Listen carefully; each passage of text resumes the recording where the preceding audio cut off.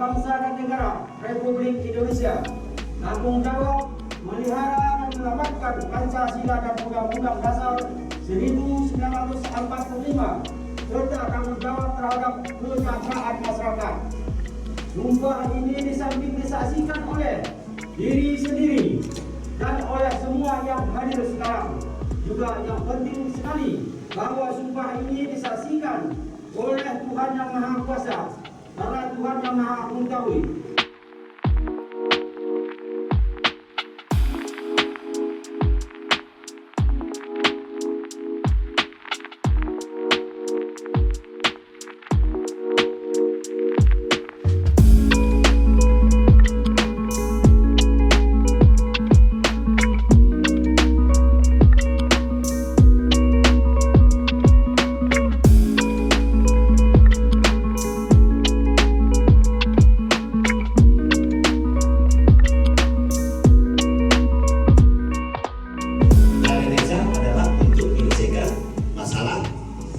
Desa, bukan membuat desa bermasalah.